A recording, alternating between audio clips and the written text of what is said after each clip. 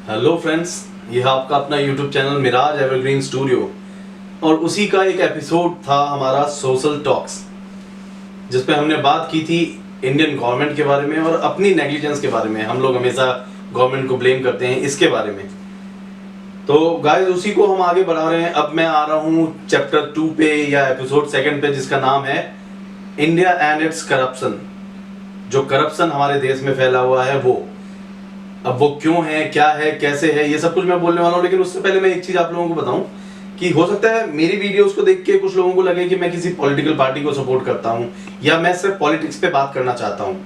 मैं पॉलिटिक्स पे बात नहीं करना चाहता दोस्तों, लेकिन दिक्कत यह है हमारे देश में हर दूसरा बंदा सिर्फ पॉलिटिक्स पे बात कर रहा है। जितने भी इंपॉर्टेंट फैक्टर्स हैं हमारे देश के लिए, चाहे वो इकोनॉमी हो, चाहे अभी चल रहा हुआ कोरोना हो या कोरोना वॉर हो, हमारे कोरोना वॉरियर्स हो, उन्हें भी किसी ना किसी पार्टी से जोड़ के बात की जा रही है।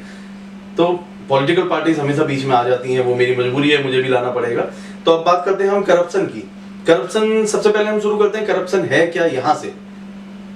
तो आप लोगों के अपने अपने फंडे होंगे, सब लोग करप्शन के बारे में बहुत कुछ जानते हैं। आप लोग कुछ ना कुछ तो जानते ही हैं सब लोग, और जो भी आप लोग जानते हैं उनमें से एक भी बात गलत नहीं है।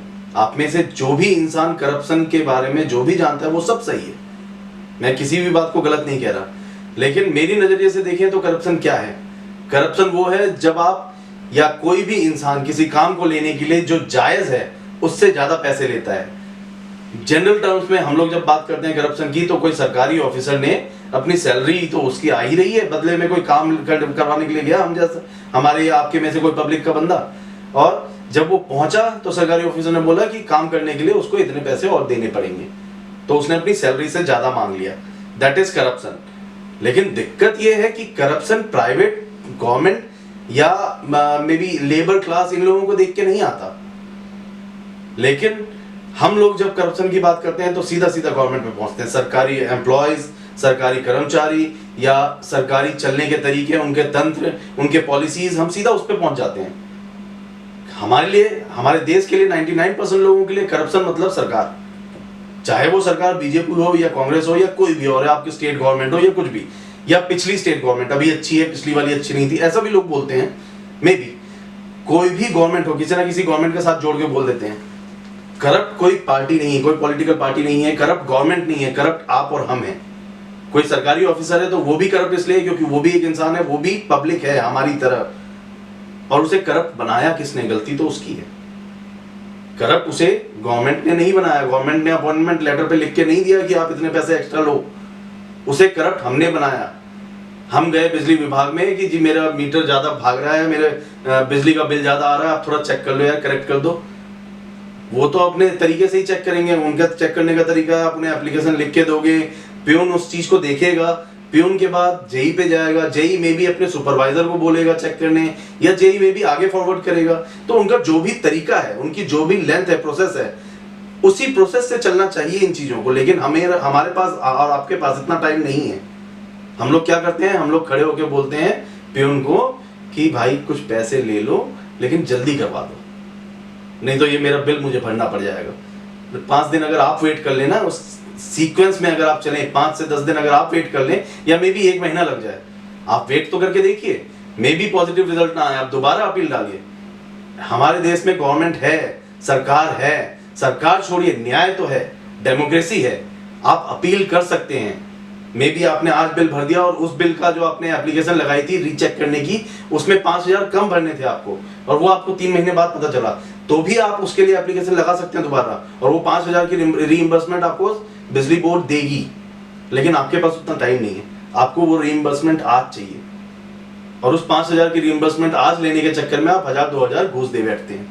तो करप्शन तो आपने फैलाई, उस अधिकारी ने या उस पीएम ने नहीं। रास्ते में चल रहे हैं, हमें जल्दीबाजी है, किसी को इंटरव्यू पे जाना होता है, नहीं भी कहीं जाना होता है, काम पे पहुंचना होता है, तो भी घर से निकलते हुए लेट हो ही जाता है। आमतौर पे आजकल लोग इतने फ्रस्ट्रेटेड हैं, घर पे बीवी से लड़ाई, कभी फोन पे मम्मी पापा से लड़ाई हो गई, कभी कुछ हो गया, कभी कुछ हो गया, कभी कोई लड़ाई नहीं हुई, अपने आप में ही परेशान है यार, अगली ईएमआई आ रही है। कुछ ना कुछ करते हुए लेट होना कन्फर्म है। लेट होते हैं, घर से लेट निकलते हैं, रास्ते में जल्दीबाजी मचाते हैं, कई बार स्पीड ओवर लिमिट होती है। आजकल तो डिजिटल मेथड्स हैं, आराम से अपने आप चालान कट जाता है, लेकिन अब भी कई बार रोका जाता है, और पहले हमें रोका जाता था कि भैया आप ओवर स्पीड हैं या अपने डॉक्यूमेंट्स चेक करवाइए।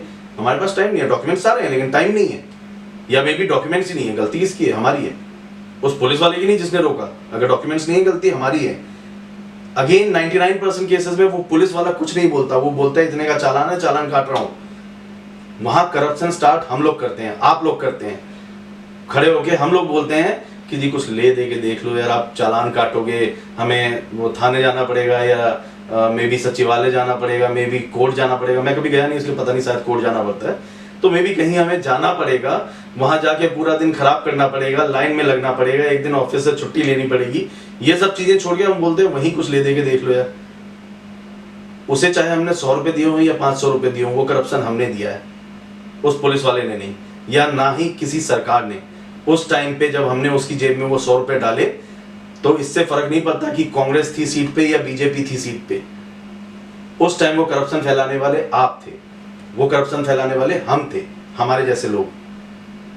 तो गाइस, अब इस करप्शन को रोका कैसे जाए, रोका कैसे जाए पे बाद में आते हैं। पहले आप लोगों के आप में से कई लोगों के मन में आ रहा होगा यार ये तो छोटी सी चीज है, 100 200 500 से क्या होता है, जो 500 करोड़ के घोटाले कर गए उनका क्या। नीरव मोदी जी, विजय माल्या जी, मैं न्यूज बहुत ज्यादा नहीं देखता, जब देखता हूं तो उसको बहुत ज्यादा याद नहीं रखता, क्योंकि मुझे कहीं जनरल नॉलेज का टेस्ट देना नहीं होता। लेकिन हाँ, इतना जरूर सुना है कि विजय माल्या जी और नीरव मोदी जी कुछ बड़ा घोटाला करके गए, देश के बाहर चले गए, बहुत सारे पैसे ले गए। वो बहुत सारे कुछ ना कुछ होंगे, करोड़ों में होंगे, अरबों में होंगे, जो भी होगा। मान लेते हैं, सपोज करते हैं 500 करोड़ वो ले गए, क्या वो आपकी जेब से ले गए? आपकी जेब से तो नहीं ले गए, मेरी जेब से नहीं ले गए, सरकार से ले गए। सरकार के पास वो पैसे कहां से आए? सरकार के पास वो पैसे हम जैसों के थ्रू आए, हमारे टैक्स से गए। अब वो टैक्स से, सिर्फ आपको ये पता है कि हमारे टैक्स से पैसे जाते हैं, इसीलिए ये दिक्कत है। अगर टैक्स से पैसे गए थे और वो 500 करोड़ लेके चले गए, हमें बहुत दुखा, बहुत दिक्कत हुई। आज जो 20 लाख करोड़ सरकार दे रही है, उन्हें बहुत दुख रहा है। 20 लाख करोड़ के पैकेजेस है, आई डोंट नो कितना होगा, मे बी उसमें से 10 लाख हो, 15 लाख हो, 18 लाख हो, एक्चुअल पैकेज जो भी हो, 20 लाख करोड़ की एक फिगर है जो सामने है। वो सरकार को कहीं ना कहीं बहुत दुख रही होगी, कहीं ना कहीं से हो सकता है बाहर से हमारे देश पे कुछ उधार हो गया होगा। लेकिन अगर वहीं हम ईमानदारी से अपना टैक्स देते, सिर्फ टैक्स नहीं, सरकार के रेवेन्यू सिस्टम में सिर्फ टैक्स नहीं होता, हमारे चालान्स होते हैं, हमारे बिल्स होते हैं, हमारे टैक्सेस होते हैं, हमारी ड्यूटीज होती हैं।